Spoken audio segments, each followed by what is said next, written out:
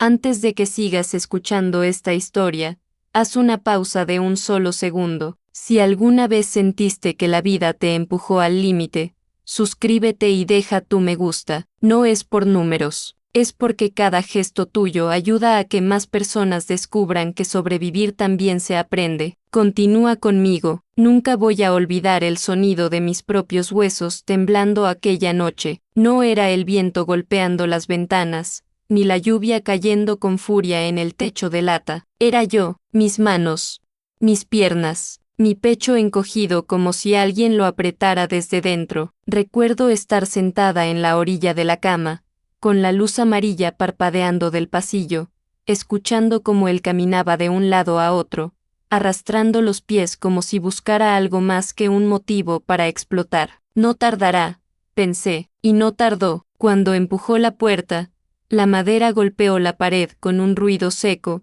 y su sombra se convirtió en un monstruo que ocupaba todo el cuarto. Yo ya no lloraba.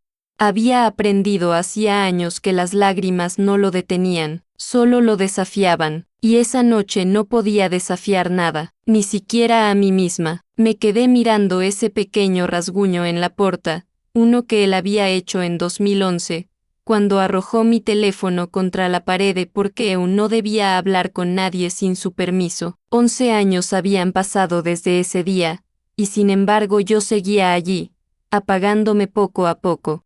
En 2014 había vendido mis únicas joyas, un anillo de mi madre y un par de aretes que mi abuela guardó durante décadas para pagar una deuda que ni siquiera era mía. Valor, 3.2 reales. Exactamente el valor que él necesitaba para no quedar mal con los amigos. Esa frase todavía me quema, porque yo sí quedé mal conmigo misma. Me quedé peor que mal, me quedé vacía. Mi familia lo sabía, o fingían no saberlo. Mi hermana decía, aguanta un poco más, él cambia. Mi tía, hija, los hombres son así, tú tienes que saber llevarlo. Yo quería gritarles que no, que los hombres no son así, que eso era abuso, que yo estaba perdiendo años, sueños, salud, que cada día despertaba sintiéndome menos humana, pero no decía nada, porque ellos habían sembrado en mí, desde niña, la idea de que una mujer buena soporta, de que una mujer de verdad entiende, de que una familia se sostiene a cualquier precio, incluso al precio de sus huesos temblando en la oscuridad.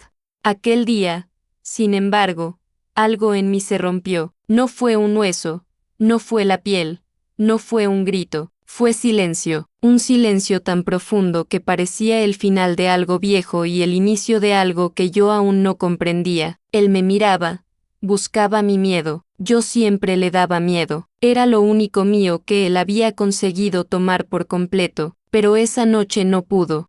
Cuando levantó la voz y exigió que yo firmara otro papel, una autorización para sacar un préstamo a mi nombre, algo que yo ya sabía que jamás sería devuelto, yo simplemente dije no, no gritado, no llorado, solo no, y ese no hizo que su rostro cambiara como cambia el cielo antes de una tormenta. ¿Cómo que no?, dijo, como si el mundo hubiese perdido su lógica, y entonces vino la amenaza. Una amenaza pequeña, susurrada, como si fuese un secreto entre dos sombras. Si tú no haces eso, tu familia paga. Ya sabes cómo, y yo lo sabía, porque ya lo habían hecho antes. Porque mi madre había llorado durante semanas en 2017 cuando él apareció en su puerta exigiendo dinero. Porque mi hermano había tenido que vender su moto en 2019 para cubrir una emergencia mía que no era mía. Porque él siempre encontraba la forma de usar a quienes yo amaba para obligarme a quedarme. Esa noche, cuando él salió para darme tiempo para pensarlo, yo me levanté y fui al baño, encendí la luz, me miré al espejo, y fue como ver una mujer que no reconocía, ojeras profundas, cabello opaco, piel sin brillo, pero lo que más me impactó fue mi mirada. Estaba vacía, no triste, vacía, como si cada año de abuso hubiera retirado un pequeño fragmento de mí y lo hubiera tirado al CHO. Yo tenía 52 años, y sentí que no había vivido ni la mitad de lo que merecía.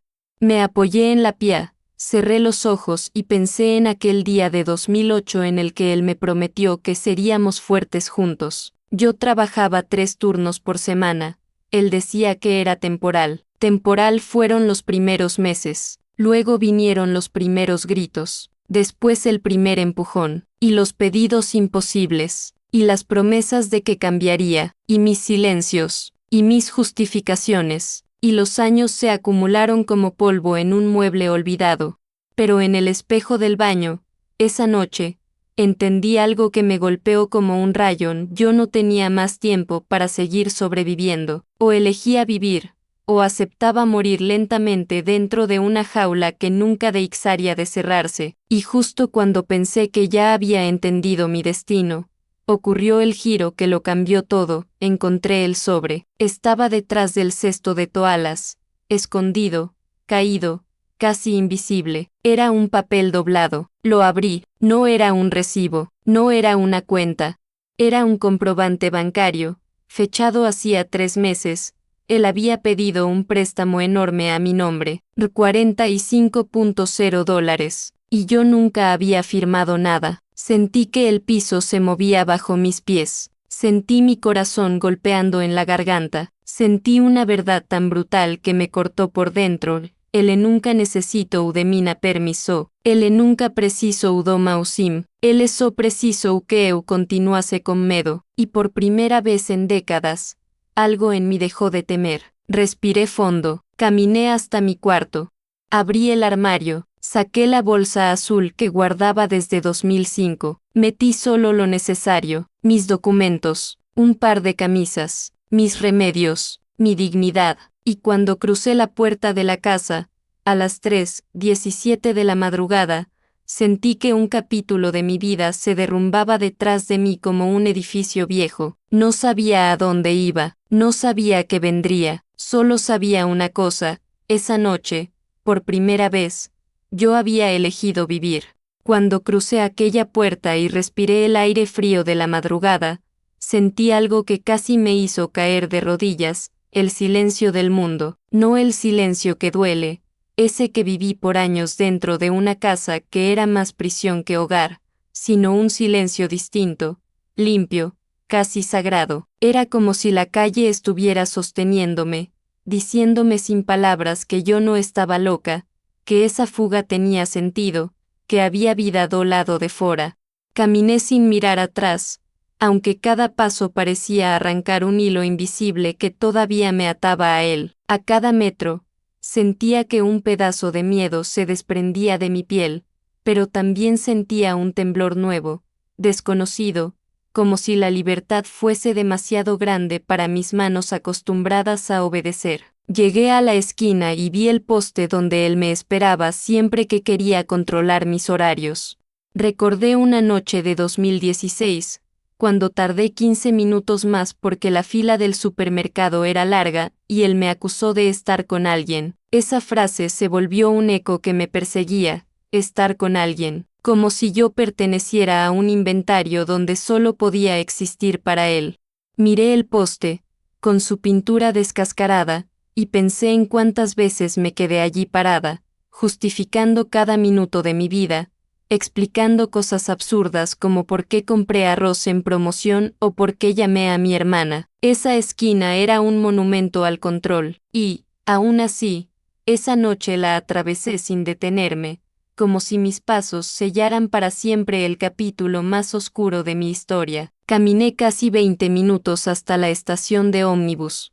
El lugar estaba casi vacío, con apenas un señor dormido en un banco y una mujer joven revisando su celular con los ojos rojos, como si también huyera de algo. Me senté en el banco más alejado, respiré hondo y apreté la bolsa azul contra mi pecho. Fue entonces cuando sentí las manos temblar, no del miedo, de la realidad, de entender que yo estaba sola por primera vez en años, sola para decidir, sola para existir, sola para salvarme. Recordé la primera vez que pensé en irme, fue en 2013. Él había bebido demasiado y me acusó de esconder dinero, como si yo fuese una especie de ladrona dentro de mi propia casa. Esa noche él rompió un plato contra la pared y gritó que yo no servía para nada. Me encerré en el baño por horas. Recuerdo que escribí en un papel arrugado, un día me voy. Ese papel lo quemé, porque sabía que si él lo encontraba pagaría caro. Pero esa frase nunca se apagó dentro de mí. Era como una brasa escondida, esperando aire para convertirse en fuego. Y esa madrugada de 2022, después de encontrar aquel préstamo fraudulento, la brasa se encendió de una vez. Cuando llegó el primer ómnibus para el centro, subí sin pensar. No tenía plan, no tenía destino, pero sentía que si me quedaba un minuto más en aquel barrio, él me encontraría. Me senté junto a la ventana, apoyé la frente en el vidrio frío y observé las luces pasando rápido, como si el mundo estuviera corriendo para darme tiempo de escapar. En cada farol que se alejaba, yo dejaba una memoria, la humillación de 2014, el grito de 2017, la amenaza de 2019, el préstamo de 2022. Era como si mi vida entera estuviera guardada en escenas rápidas, en imágenes que ya no quería revisitarlas. Cuando el ómnibus llegó al centro, bajé con el corazón acelerado. El cielo empezaba a aclararse y sentí un olor a pan recién horneado que venía de una padaria abierta desde temprano. Ese olor me golpeó con una nostalgia inesperada. Hacía años que no caminaba sola por la ciudad a esa hora, años que no sentía el sabor de las cosas simples, años que no elegía nada que no fuera impuesto. Me acerqué a la panadería, pedí un café pequeño y un pan con mantequilla, pagarlos con mi propio dinero, sin esconder la cuenta, sin justificar gastos, sin tener que mentir. Fue una sensación que me estremeció de una manera que jamás pensé que algo tan pequeño pudiera hacerlo. Me senté en una mesa en la esquina y, por primera vez en mucho tiempo, comí sin prisa, sin miedo, sin voz gritando detrás de mí. Mientras sostenía la taza caliente, pensé en mi familia, en cómo ellos siempre minimizaron todo, en cómo mi hermana decía que él solo necesitaba sentirse respetado, o cuando mi tía repetía que los hombres cambian con paciencia, pero no cambiaba, y la paciencia no era virtud, era condena. Me di cuenta de que había pasado la vida esperando que otros me salvaran, cuando la única que podía hacerlo era yo, y esa mañana, todavía con los ojos hinchados de tanto sostener el silencio por años, entendí una verdad dolorosa pero necesaria: hay familias que no te protegen, te perpetúan. Tomé mi celular, dudé, mis dedos temblaban, pero marqué el número que evitaba desde hacía meses, el de mi hijo. Él vivía en otra ciudad. Se había distanciado por las mismas manipulaciones que habían destruido todo lo que yo amaba. Él contestó somnoliento, con una voz que hacía años no escuchaba tan cerca. «Mamá, ¿qué pasó?». Yo tragué seco. «Hijo, salí de casa». Hubo un silencio largo del otro lado, un silencio que no dolió, sino que sostuvo. «¿Dónde estás?». Me mordí el labio, sintiendo una mezcla de vergüenza, alivio y miedo. «En el centro, no sé qué hacer». Y entonces él dijo algo que me rompió. «Mamá, tú ven, aquí tienes casa.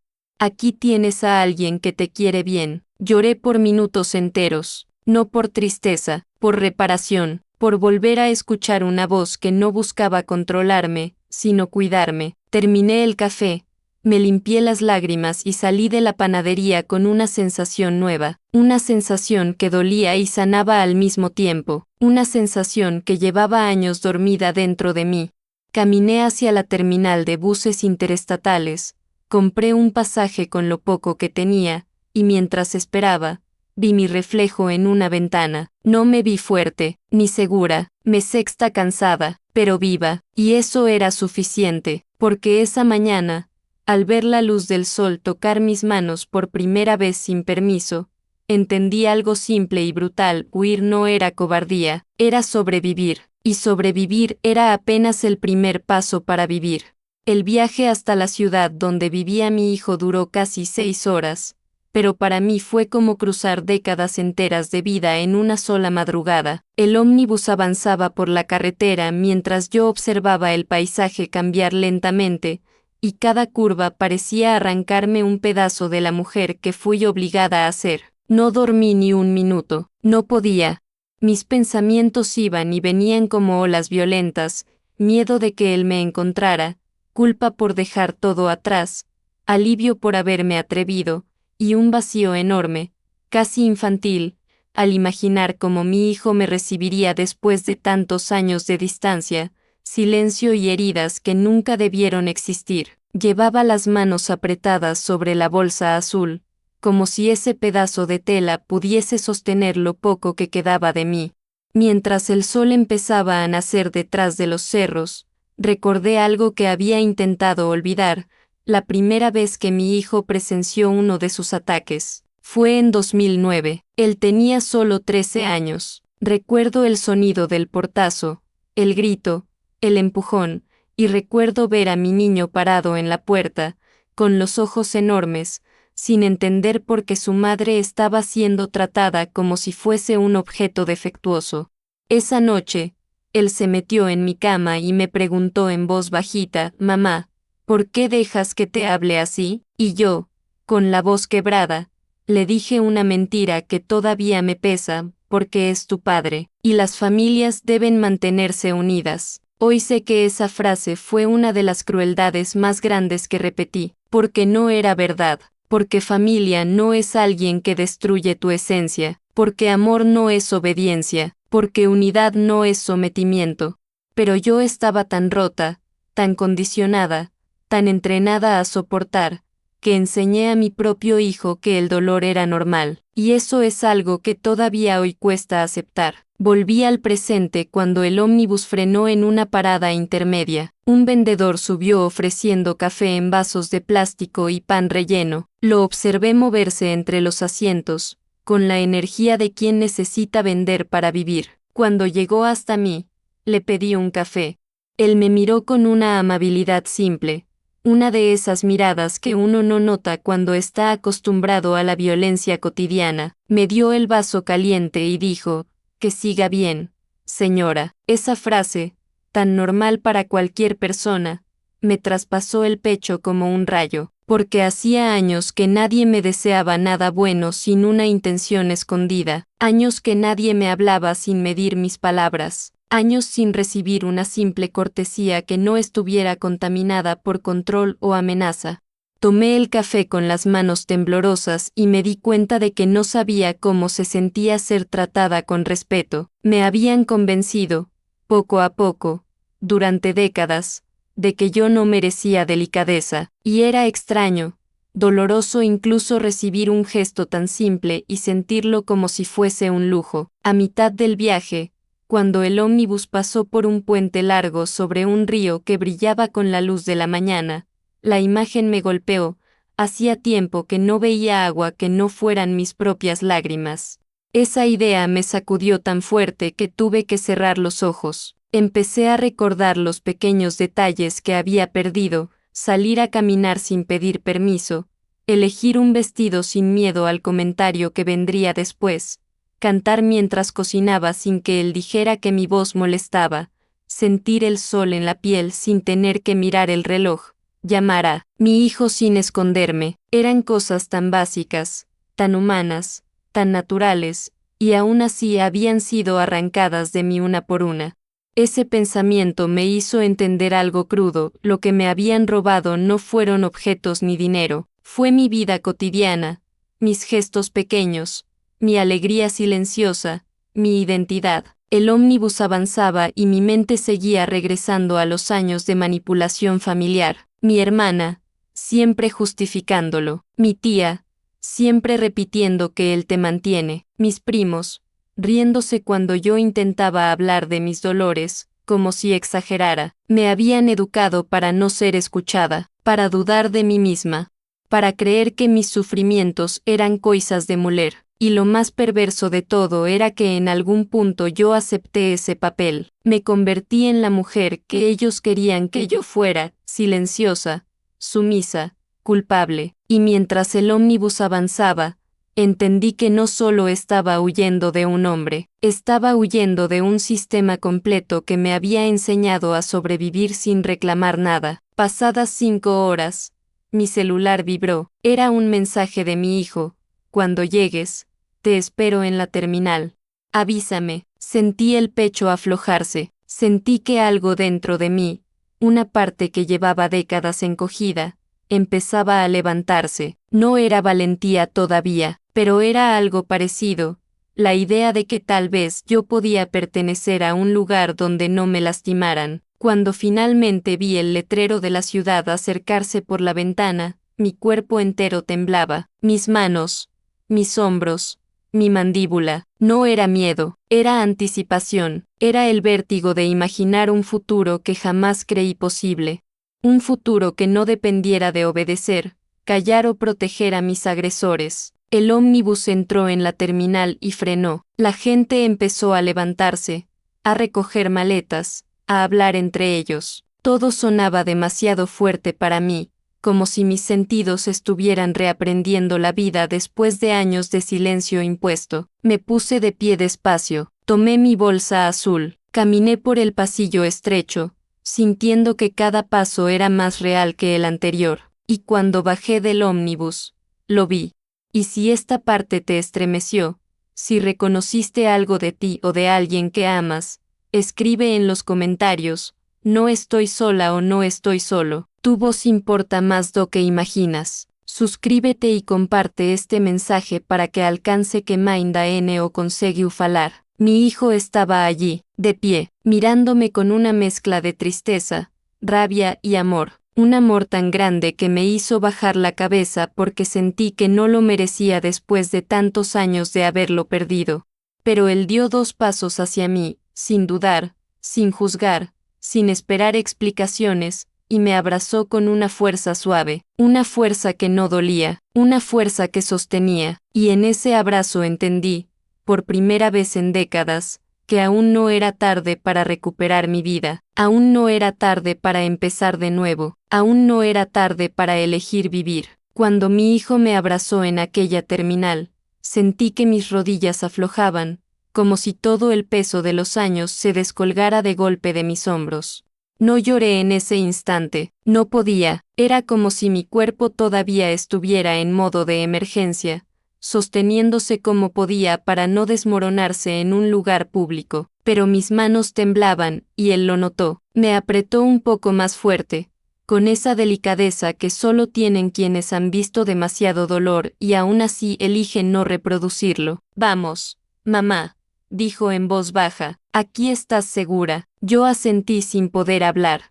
Caminamos hasta el carro, y cada paso que daba se sentía como si me fuera desprendiendo de una capa vieja, pesada, casi podrida. Era extraño imaginar que la seguridad pudiera existir en algo tan simple como subirse a un vehículo sin miedo a una explosión de ira. El trayecto hasta su casa fue silencioso, pero no ese silencio tóxico que viví durante tantos años. Era un silencio limpio, un silencio de respeto. Mi hijo no me interrogó, no me apuró, no me pidió explicaciones. Solo conducía despacio, de vez en cuando mirándome de reojo, como si quisiera asegurarse de que realmente estaba allí, de que no era otra llamada cancelada, otro mensaje nunca respondido, otra distancia impuesta por el hombre que había dominado nuestras vidas. Cuando llegamos a un semáforo, él murmuró, mamá, disculpa por haberte dejado sola tanto tiempo. Aquellas palabras me atravesaron como un rayo inesperado, y sentí que el corazón se apretaba. No fue tu culpa, logré decir, aunque mi voz salió rota, nunca fue tu culpa, y mientras lo decía, entendí que aquella frase era nueva, no la había dicho nunca, porque durante años yo lo culpé en silencio, lo resentí, lo lamenté. Pero ahora veía la verdad con claridad brutal, él también era una víctima, él también había sido manipulado, él también fue obligado a elegir entre su salud mental y su madre, y eligió sobrevivir lejos, como cualquier ser humano que quiere vivir.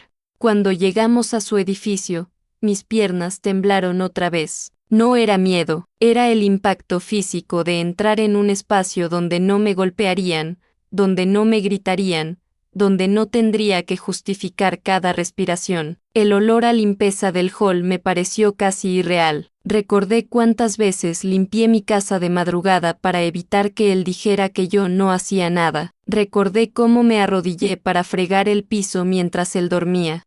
Recordé que incluso cuando estaba cansada hasta el borde del desmayo, él siempre encontraba una forma de hacerme sentir insuficiente. Subir aquellas escaleras limpias, tranquilas, sin la sombra de una amenaza, era un choque emocional que no supe cómo procesar. Mi hijo abrió la puerta de su departamento. Era pequeño, sencillo, ordenado, y cuando el olor cálido del hogar me envolvió, tuve que llevarme una mano a la boca para contener el llanto, no por tristeza, por contraste, porque hacía tantos años que yo no entraba en un lugar donde no sintiera peligro, que mi cuerpo reaccionó como si ese departamento fuese un refugio secreto, una cueva sagrada donde nadie podría entrar para destruirme. Él dejó mi bolsa en el sofá y me dijo, «Mamá, puedes quedarte aquí el tiempo que necesites. No tienes que apresurarte a nada, no tienes que explicar nada, solo, descansa». La palabra descansa me golpeó. Yo no sabía descansar, no sabía qué hacer sin miedo.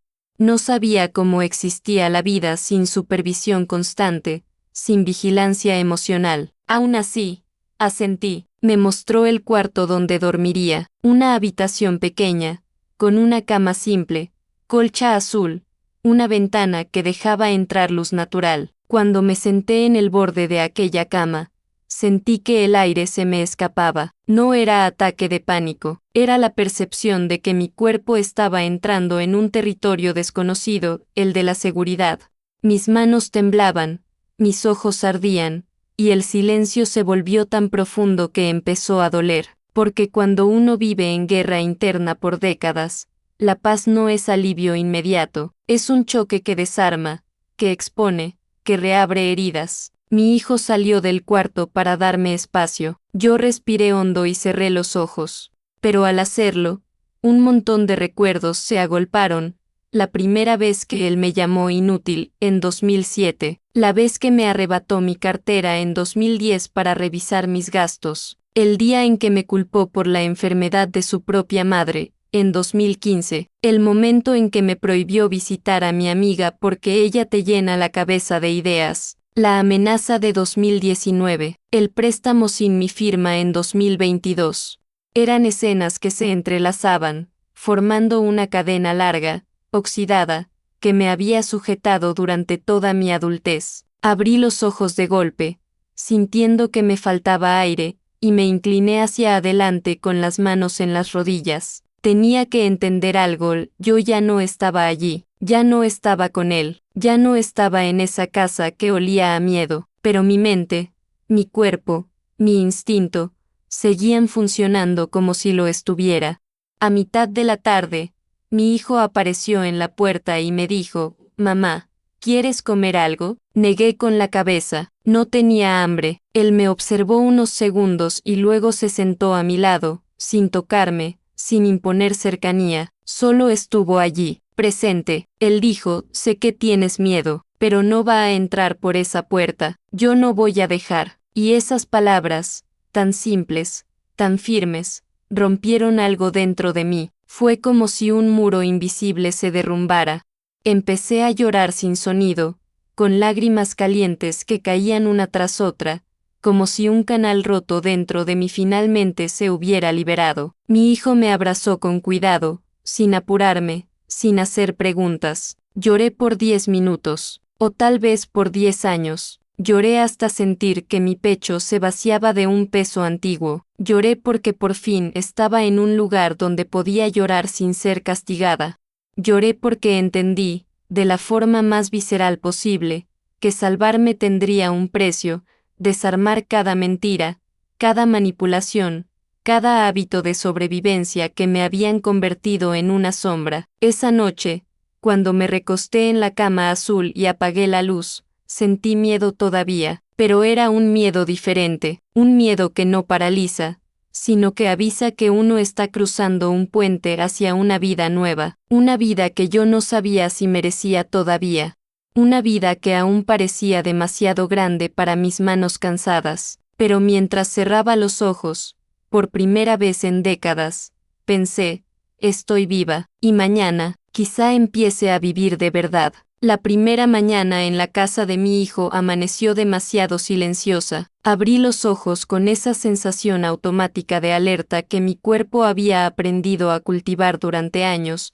escuchar antes de moverme, esperar antes de respirar, calcular antes de existir. Pero no había pasos pesados en el pasillo, no había portazos, no había el sonido familiar de alguien revisando mis cosas sin permiso. Solo el ruido suave de una ciudad despertando detrás de la ventana. Era tan extraño que me quedé inmóvil durante varios minutos, como si mi cerebro necesitara confirmar que aquello no era un sueño, que realmente estaba lejos de él, que nadie iba a irrumpir en el cuarto para decirme que yo no servía para nada. Me levanté despacio y caminé hasta la cocina. Mi hijo estaba preparando café, de espaldas, con el mismo gesto cuidadoso que recuerdo de cuando era niño y trataba de ayudarme en la cocina sin que su padre lo viera. Se volvió al oírme y esbozó una sonrisa suave. «Mamá, ¿dormiste?», asentí con la cabeza, aunque la verdad era que había dormido apenas unas horas. Me ofreció una taza, y cuando la tomé, sentí que mis manos seguían temblando, como si necesitaran autorización para relajarse. Me dijo, «Hoy, si quieres, podemos salir a caminar un poco, o quedarnos aquí, o hablar, o no hablar, lo que necesites». Esa flexibilidad, esa libertad que no había sentido en décadas, me descolocó profundamente. Yo no sabía elegir, no sabía querer cosas, no sabía existir sin órdenes, así que solo murmuré, «Quiero pensar». Pasé gran parte de la mañana sentada en el sofá, mirando la luz que entraba por la ventana. De pronto, mi celular vibró. Ese sonido me perforó el pecho. El terror llegó antes de que yo pudiera respirar. Sabía quién era. Sabía que tarde o temprano él intentaría contactarme. Mi hijo me miró desde la cocina, sin acercarse, esperando que yo decidiera qué hacer. Pero mis manos ya estaban frías, mi respiración entrecortada, y un dolor en el estómago me dejó sin voz. Miré la pantalla, el nombre, 50 llamadas perdidas desde la madrugada, 30 mensajes, y uno, enviado hacía apenas minutos, vuelve. Tenemos que hablar de lo del préstamo, no puedes dejarme con esto, es tu responsabilidad también. Sentí que el mundo se me venía abajo. Era como si ese mensaje fuera una cuerda que intentara arrastrarme de vuelta al pozo del que había salido con tanto esfuerzo. No llamaba para saber si estaba viva, no llamaba para pedir perdón, no llamaba por amor, llamaba por dinero, por control, por posesión. Mi hijo caminó hacia mí y se detuvo a 1 metro de distancia. ¿Quieres que lo bloqueemos?, preguntó sin levantar la voz. Yo apreté la pantalla con los dedos. No podía, todavía no, porque una parte de mí, la parte más dañada, la más condicionada, seguía creyendo que yo tenía que responder, que tenía alguna obligación, que debía cuidar las consecuencias. Él me había hecho creer eso durante tanto tiempo que incluso lejos, incluso a salvo, incluso protegida, su voz seguía habitando mi mente como un eco tóxico difícil de expulsar. No respondí, ni bloqueé, solo apagué el celular y lo dejé boca abajo sobre la mesa, como si esconder la pantalla pudiera esconder el pasado. Ese gesto pequeño pero definitivo me agotó. Era increíble como hasta lo más simple, negar contacto, ignorar un mensaje, elegir no ceder requería una fuerza que yo no sabía que tenía. Me quedé mirando la pared durante unos segundos, sintiendo una presión en el pecho, una mezcla de furia y culpa. Mi hijo se sentó a mi lado, sin tocarme. «Mamá, él no puede obligarte a nada». Esa frase era tan distinta a las que escuché toda mi vida. «Aguanta, entiéndelo, no lo provoques. Es tu marido que me dolió», como si reescribiera de golpe toda mi historia interna. A media tarde, mi hijo sugirió salir a caminar. Dudé, pero acepté. Al bajar del edificio, sentí el aire frío en la cara y un leve mareo. Me apoyé en la baranda. Todo está bien, dijo él. Caminamos despacio por la plaza cercana. Los árboles se mecían con el viento.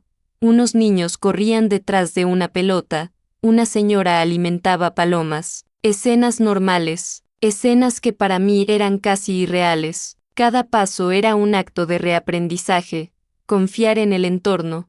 Mirar alrededor sin miedo.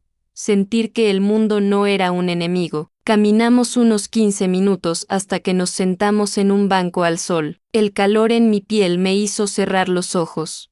Y de repente, algo que llevaba años guardado dentro de mí salió como un suspiro largo y tembloroso. Él me pidió algo. Imposible. Mi hijo no dijo nada. Esperó. El préstamo. Continué. Él lo sacó en mi nombre. 30.000 reales. Yo no sabía. Firmó con una copia de mis documentos. Y ahora quiere que yo vuelva para ayudarlo a pagar. El silencio de mi hijo fue una mezcla de indignación y tristeza. Mamá, eso es un delito. Asentí con la cabeza. Yo sé, pero tengo miedo.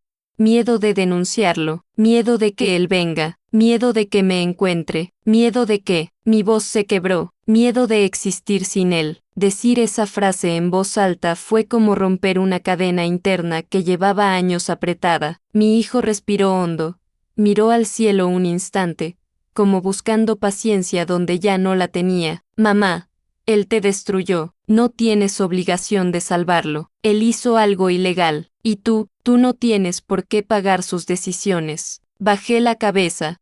Pero, si no pago, puedo meterme en un problema. No, mamá, si no denuncias, puedes perder tu vida. Aquellas palabras me escupieron una verdad que yo había evitado, que mi miedo a las consecuencias legales era solo una máscara, una excusa para no enfrentar el miedo real, el miedo emocional, el vínculo tóxico, el condicionamiento profundo que él había construido dentro de mí. No era el préstamo lo que me aterrorizaba, era la idea de convertirme en alguien que él ya no controlara. La tarde pasó así, con mi hijo explicándome mis derechos, diciéndome que él estaría conmigo en todo, que no me dejaría sola, pero dentro de mí había una batalla más grande, más antigua, más brutal, la batalla entre la mujer rota que había aprendido a obedecer y la mujer nueva que intentaba respirar sin permiso. Esa noche, cuando ya estábamos en casa, él dejó un plato de sopa sobre la mesa y me dijo algo que todavía resuena dentro de mí. Mamá, tienes que elegirte.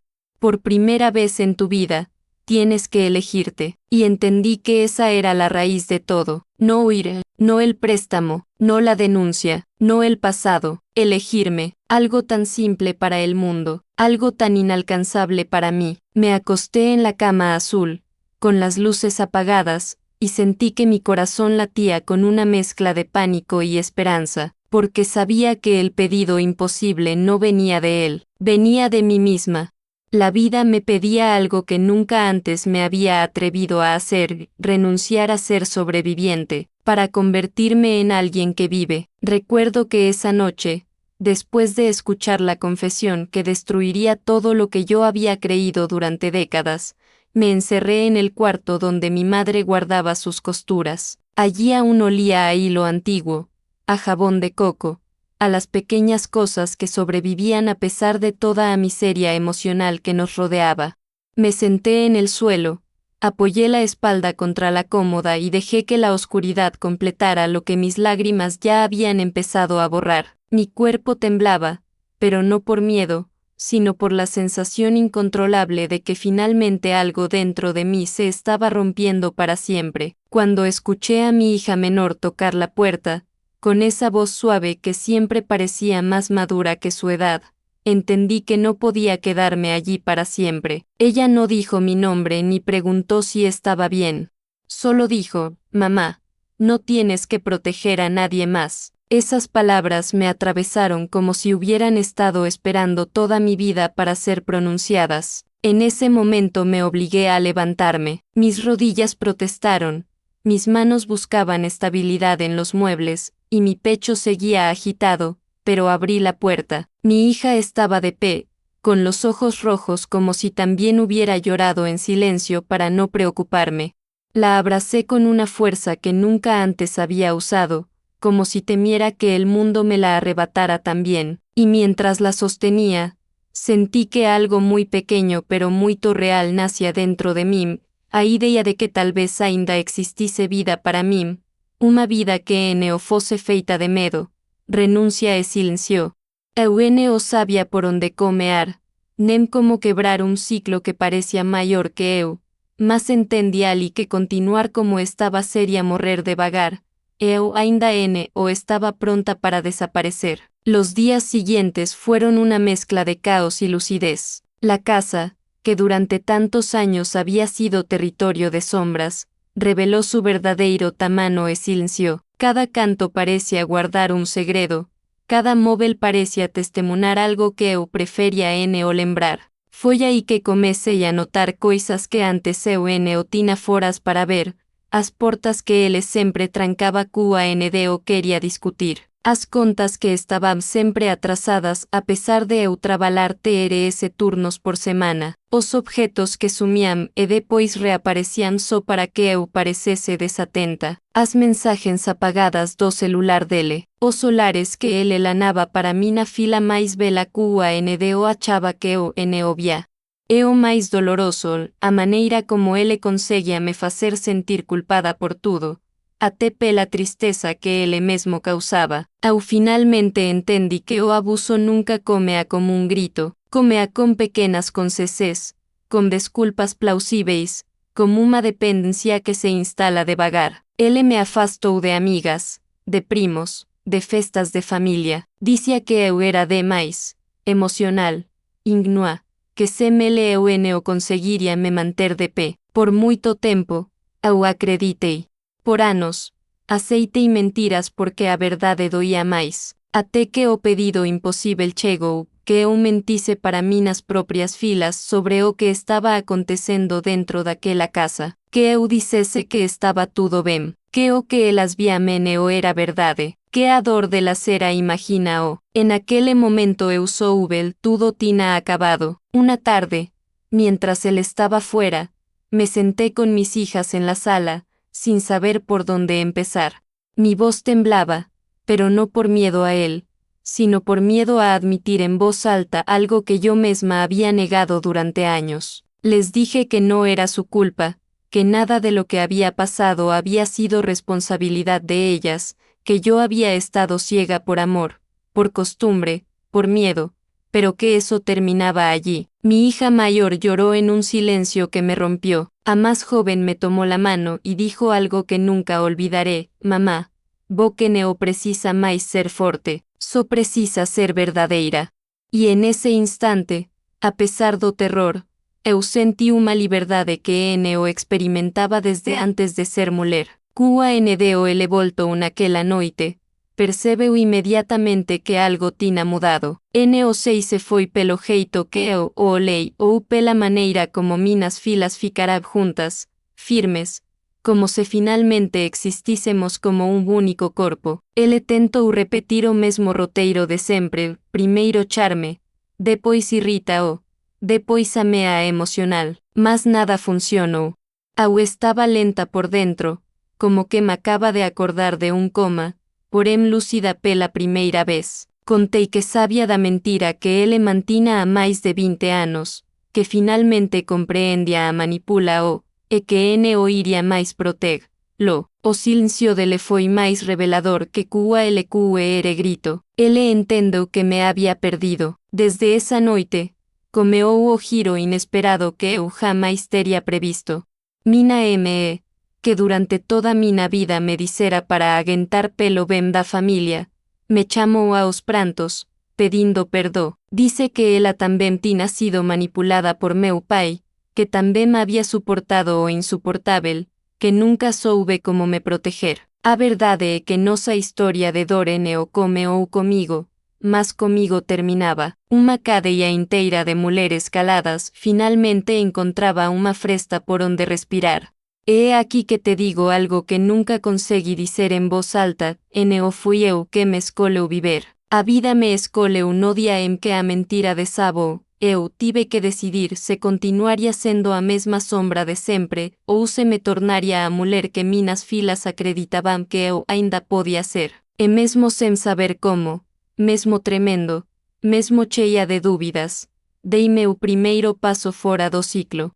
Lo que vino después fue una mezcla de vértigo y claridad, un tipo de despertar que no se parece a nada que yo hubiera vivido antes. La mañana siguiente al enfrentamiento, caminaba por la casa como si fuera territorio ajeno. Cada mesa, cada silla, cada fotografía colocada en la pared parecía mirarme con una pregunta silenciosa, ¿y ahora qué? Él había salido temprano, quizá para pensar, quizá para huir de la responsabilidad, quizá para encontrar otra historia que contarle a alguien más.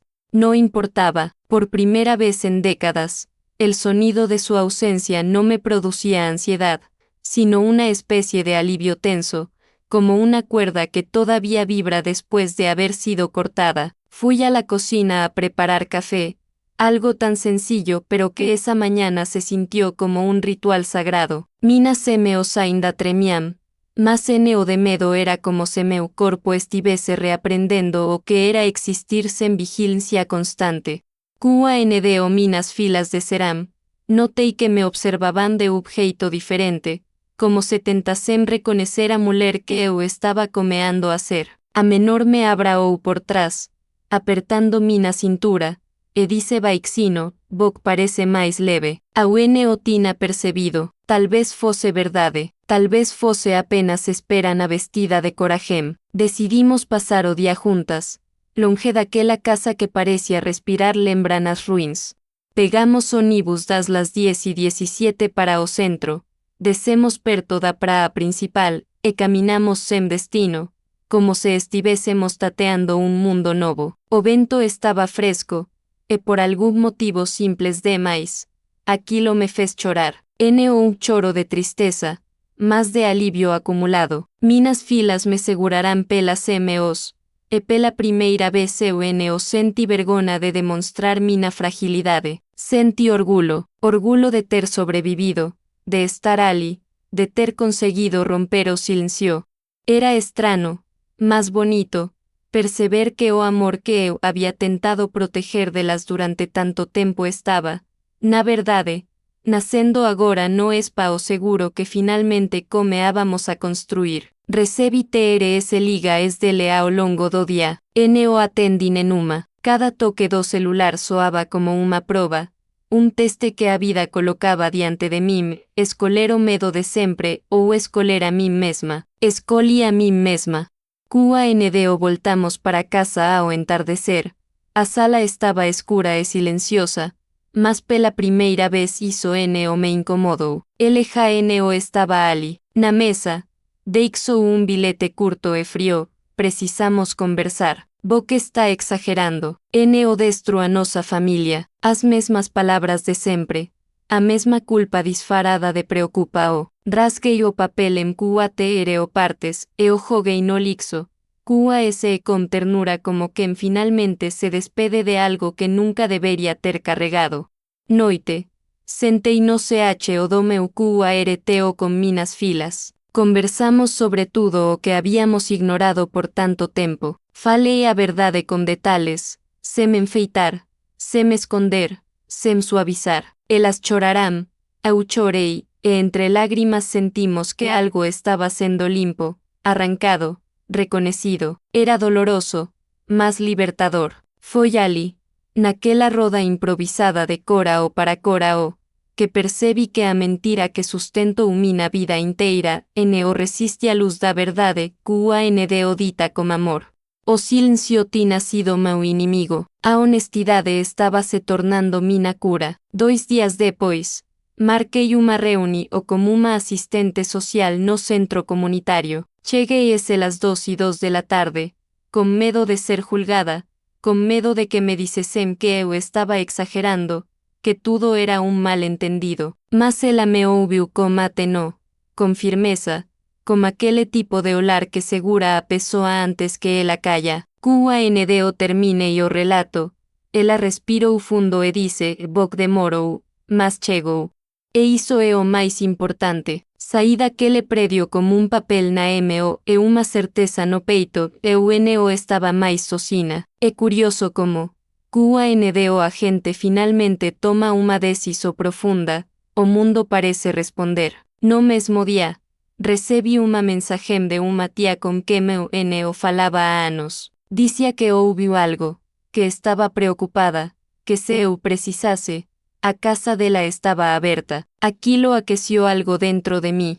Siempre pensé que estaba completamente aislada, pero la verdad era que yo había vivido encerrada en el mundo que él me hizo creer que era el único disponible. Cuando salí de ese mundo, otras puertas empezaron a mostrarse, mas nada foi teo significativo QANTO o instante en que, pela primeira vez en muitos anos, dormi sen medo. As las 11:48 de la noche, deitei na cama e senti o colcho receber meu corpo de un jeito estrano.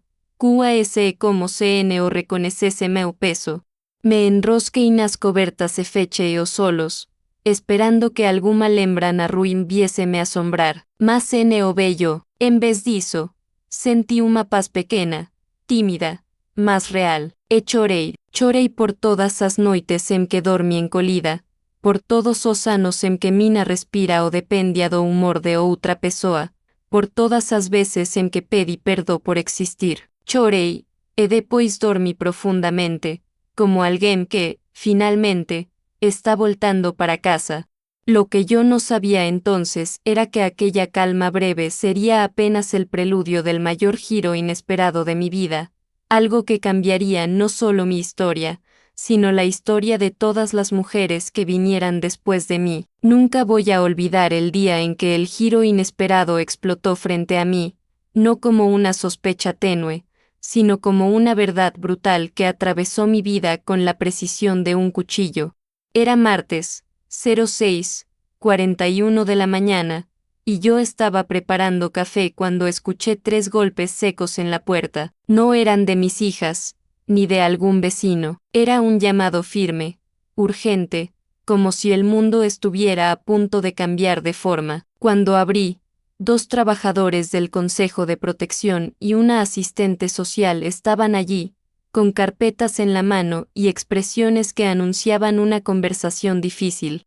La mujer dio un pequeño paso adelante y dijo, ¿podemos hablar? Recibimos una denuncia sobre su familia. Aquella frase me dejó sin aire. Sentí un frío inmediato subirme por la espalda. Por un instante pensé que él había inventado alguna historia absurda para castigarme por haberlo enfrentado. Imaginé todo tipo de trampas, porque durante décadas él se había alimentado de mi miedo, pero esta vez no retrocedí. Los invité a entrar mientras mis hijas aparecían detrás de mí, con los ojos grandes, atentos, como si ya supieran que algo grave estaba a punto de revelarse. Nos sentamos en la sala y la asistente abrió la carpeta con un gesto lento, pesado, como quien está acostumbrada a entregar verdades que duelen. Luego me miró directamente y dijo, la denuncia afirma que sus hijas están siendo expuestas a conflictos graves dentro del hogar y que el responsable sería su pareja. Fue como recibir un golpe en el estómago. No podía creerlo. Él, que siempre insistía en controlar todo, en manipular cada palabra, ahora había permitido que la situación llegara a un punto donde una denuncia oficial existía, y yo, por tanto tiempo, no había tenido fuerzas para admitir lo evidente. Respiré hondo, temblando. Apenas pude decir, sí, es verdad, pero ya lo enfrenté. Estoy saliendo de todo esto. Estoy haciendo lo que puedo. Y entonces hablé. Hablé como quien lleva años con la garganta cerrada. Conté los abusos emocionales, las manipulaciones diarias, las culpas inventadas, las humillaciones silenciosas que dolían más que cualquier grito. Conté cómo él intentó obligarme a mentirles a mis hijas, cómo apagó cada parte de mí hasta que dejé de reconocer mi propio reflejo. Mis hijas escuchaban en silencio, a mi lado, sus manos temblorosas sosteniendo las mías. Vi en sus ojos que la verdad, por más dolorosa que fuera, les devolvía algo que había sido arrebatado hace mucho tiempo, claridad. La asistente social escuchó todo sin interrumpir, tomando notas, haciendo preguntas precisas, nunca invasivas, pero necesarias. Cuando terminé, cerró la carpeta con un gesto firme, como si marcara el final de un capítulo oscuro, y me dijo en voz baja, pero decidida: usted hizo lo más difícil. Ahora déjenos ayudar con lo que sigue. Aquellas palabras me quebraron.